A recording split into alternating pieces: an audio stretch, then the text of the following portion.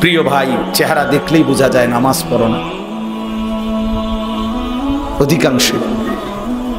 আহা দোস্ত, বেনামাজির চেহারা চিনা যায় দোস্ত। বেনামাজির চেহারার মধ্যে কোনো দয়া মায়া থাকে না। বেনামাজির চেহারার মধ্যে মনুষ্যত্বের কোনো ছাপ থাকে না। বেনামাজির চেহারা জানোয়ারের চেহারাই হয়, বুঝাই যায়। আমারে বললে আমি দাঁড় করাইতাম, একেবারে একজন একজন করে দাঁড় করাইতাম ইনশাআল্লাহ। দাঁড় করাইতে পারবো আশা করি। 100 জন দাঁড় করাইলে আশা করি 2-4 জন হয়তো ভুল হইতে পারে, বাকি ঠিক হবে। বেনামাজির চেহারার মধ্যে কোনো সৌন্দর্য থাকে না। বেনামাজি আল্লাহর দুশ্মন, বেনামাজি সৃষ্টির দুশ্মন, বেনামাজি চতুষ্পদ জন্তুর চাইতেও খারাপ। যে কপালে সেজদা নাই ওই কপালে থুতু মারা উচিত, থুতু মারা উচিত বেটা, থুতু মারা উচিত তোর ওই কপালে। লানত তোর ওই কপালে বেটা, লানত তোর ওই কপালে। মানুষের ঘরে জন্ম নিয়ে, মুসলমানের ঘরে জন্ম নিয়ে একটা সেজদা দিতে মন চায় না। লানত, থুতু মারলাম তোর কপালে বেটা। একজন বিবেকবান মুসলমান, একটা ছেলে ভাবো মিয়া, এই পৃথিবীতে হাত পাও চোখ কান মানুষের দিমাগ সব অঙ্গ মানুষ দুনিয়ার কামাই রোজগারির জন্য উপার্জনের জন্য মানুষের ব্যবহার হয়, কিন্তু এই কপাল খোদার কসম ভেবে দেখেন দুনিয়াবি কোনো আয় উপার্জনের জন্য কপাল ব্যবহার হয়? কোনো কামে লাগে? এটা দিয়ে কি মাড়ি কাটে? না, এটার কোনো কাম নাই। দুনিয়াবি কোনো কামে কপাল ব্যবহার হয় না। তাহলে কপাল এটা আল্লাহ তাআলা কেন বানাইলেন? তাইলে আল্লাহর কসম বন্ধু, কপাল আল্লাহ শুধুই সেজদার জন্যই বানাইছেন। এক মুসলমান মার বুকের দুধ খাইলা 2টা বছর, কেমনে হারায় গেলা? দুশ্মনের খপ্পরে চলে গেলা। এক নারীর জন্য, এক ছবির জন্য, জিনার জন্য, বেবিচারের জন্য, বন্ধুদের আড্ডায় নিজেকে একটু ফ্যাশনেবল করার জন্য চেহারায় সুরতে চলনে বলনে কাফেরের মতো মুশরিকের মতো সাজলা। নিজের অস্তিত্ব নিজের পরিচয় ভুলে গেল। অথচ বাপ কি পরিমাণ মুসলমান আজকে নির্যাতিত। মুসলমানের রক্তে আল্লাহর জমিন ভাসতেছে, মুসলমানের রক্ত।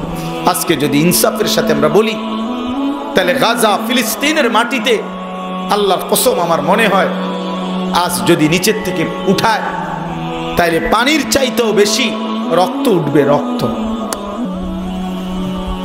যদি মোটর দিয়ে উঠায় তো গাজার জমিনে, ফিলিস্তিনের জমিনে 1948 ইংরেজি থেকে আজকে 2025 পর্যন্ত 77 বছর একটানা এই ফিলিস্তিনের মুসলমান ইসরায়েলের এই কুত্তাদের দ্বারা নির্যাতিত।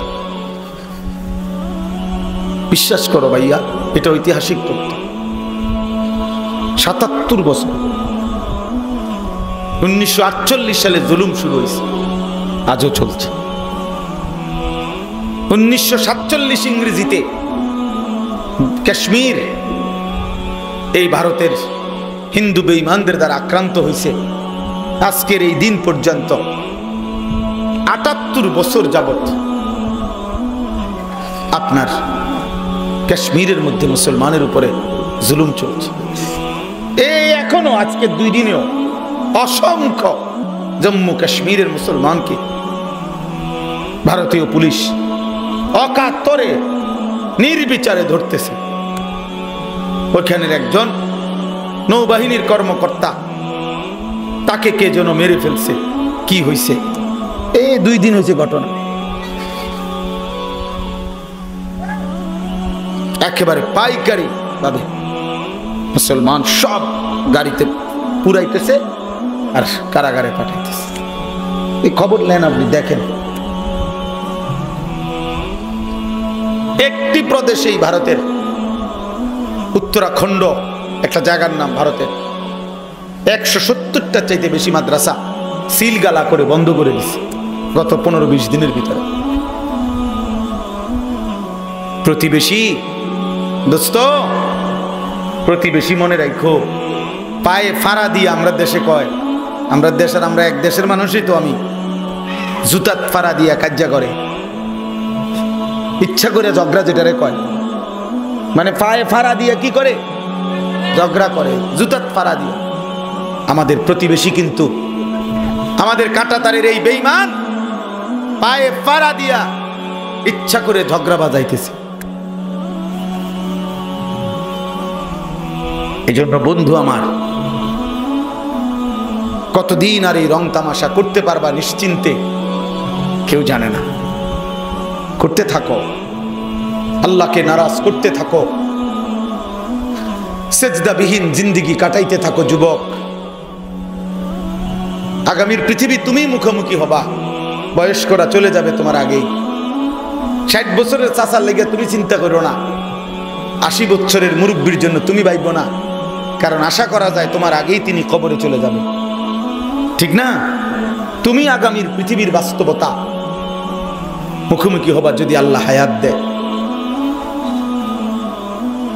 এই জন্য আমি অনুরোধ করছি, আলাদাভাবে ভাবো। একটা যুবক হলেও, একজনও যদি বদলায়, তাইলেও আমাদের জিন্দেগি সার্থক। ফাওয়াল্লাহি লা আন ইয়াহদি আল্লাহু বিকা রাজুলান ওয়াহিদান খায়রুন লাকা মিন হুমুরিন নাআম। নবী সাল্লাল্লাহু আলাইহি ওয়াসাল্লাম বলেন, আল্লাহর কসম, তোমার দ্বারা যদি একজন ব্যক্তি আল্লাহর পথ পায়, হেদায়েতের রাস্তা পায়, ওয়াহিদান মানে একজন, এটাও গোটা আরবের সমস্ত দামি উট লাল চিহ্ন বিশিষ্ট তোমারে হাদিয়া দেওয়ার চাইতেও কোটি গুণে উত্তম। কয়জন বন্ধু? একজন। আমি সেই একজনের আশায় আছি, একজনের আশায় স্বপ্ন দেখি একজন যুবক বদলাবে, স্বপ্ন দেখি 2 জন যুবক বদলাবে, এবং আলহামদুলিল্লাহ আলহামদুলিল্লাহ বদলাচ্ছে। প্রতিদিন যুবক আল্লাহর দিকে ফিরতেছে।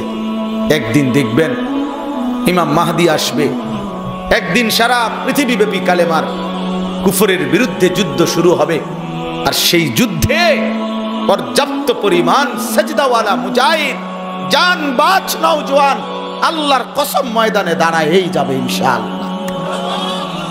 এজন্য দেখো বাবা, হতে পারে সেদিন তোমার মতো আকামলা এই মোবাইল টিফুন আর নারী দেখুন না, আর ছবি দেখুন না, আর উলঙ্গ নাচ দেখুন না, সেজদাবিহীন যুবক হয়তো তোমারে মালিক কামে লাগাবে না, বলবে যা না ফরমান, তুই তোর নাফরমানিতে পড়ে থাক, আমি আল্লাহর জন্য যা দরকার, আমার দ্বীনের জন্য যা দরকার আমি তা নিয়ে নিছি, আমি তা নিয়ে নিছি। হাদিসে স্পষ্ট আছে, ইমাম মাহদি এবং ঈসা আলাইহিস সালাম ফজরের নামাজ পড়ে, ফজরের পরে আসরের সময় তিনি নেমে আসবেন, আর ফজরের নামাজ পড়ে ফজরের মুসল্লিদেরকে নিয়ে মাহদি এবং ঈসা আলাইহিস সালাম দাজ্জালের বিরুদ্ধে চূড়ান্ত লড়াই করার জন্য, ইহুদিদের বিরুদ্ধে চূড়ান্ত যুদ্ধের জন্য রওনা দিবে, বের হবে ফজরের মুসল্লি নিয়ে।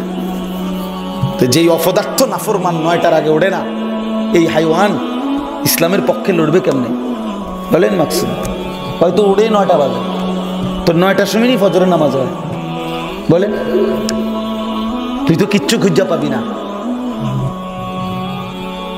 তুমি তো কিছুই খুঁজে পাবা না, তুমি তো অভিশপ্তদের কাতারে ঝুঁকে যাবা, তুমি তো দাজ্জালের বাহিনীর খপ্পরে চলে যাবা, তুমি তো বেঈমানদের দলভুক্ত হয়ে যাইবা।